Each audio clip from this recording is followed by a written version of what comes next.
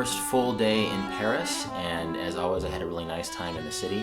I've been coming here every summer for the past 8 years actually, and I know the city really well, but I never get tired of being here, and actually today I saw the city in sort of a unique way, which was a lot of fun. It's past midnight, it's way past the time where I should have gone to bed, but every night I'm going to go through a routine where I have to wash all of my clothes so that they're dry by morning.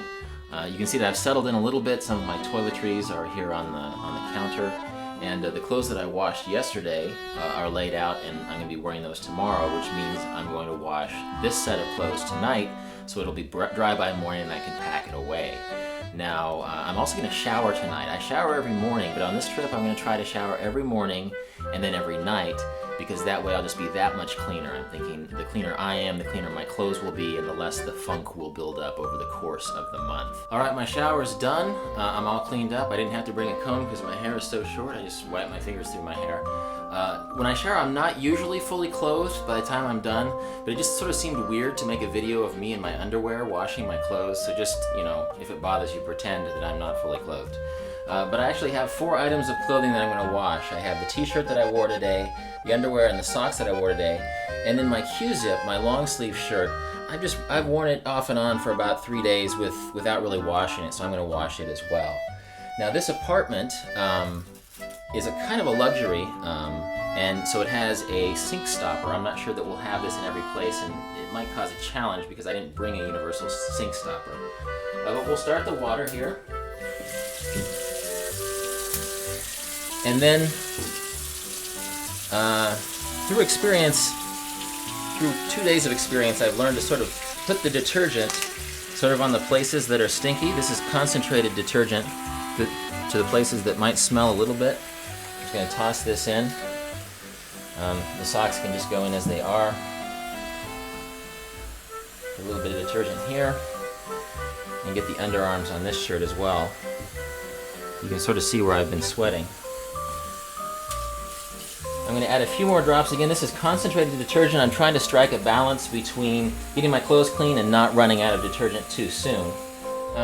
My clothes aren't as dirty as they sometimes could be, like when I was on the plane flight and when I was running through London, I sweated a lot more.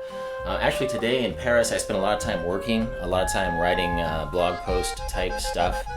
And then I went out and saw the city, but I actually saw it in a 2CV car, which is a car I'd never heard about before.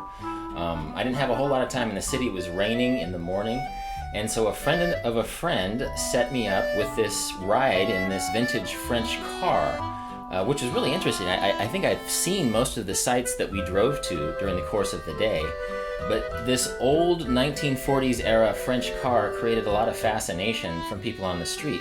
I guess it'd be kind of like driving a Model T through Washington, D.C. or something and seeing the sights from that kind of car. They sort of a sentimental relationship with it.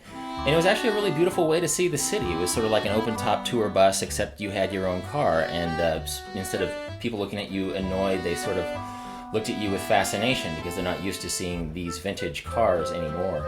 Once I've got these all soaped up and washed, and I've spent a lot of time just wringing them out, it's time to rinse. And really the rinse part is as important as the wash part, and usually I try to rinse with 3 sinkfuls of water, because sometimes the reason your clothes smell dirty is that all of the dirty soapy water hasn't been properly washed out. Alright, I'm finishing wringing out my 3rd rinse. But these clothes aren't quite as dry as they could be, so I'm going to go into the living room and show you my method for how I get them even drier than this. Alright, one last step before we hang these up to dry, and this is a trick that my mother taught me actually, where you use the towel. And I'm just going to spread the shirt out on the towel, fold it like this, fold it like this, oops, that help, and then just roll it. Just make sure that shirt sort of gets wrung out into the towel. Alright, the last step is to put these on hangers.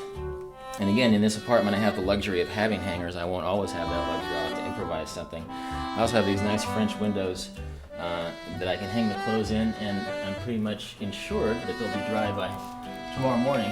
So that's it. I'm all set with my nighttime ritual, and now it's time to go to bed. By tomorrow morning these should be dry, and I can hit the city again with some clean clothes.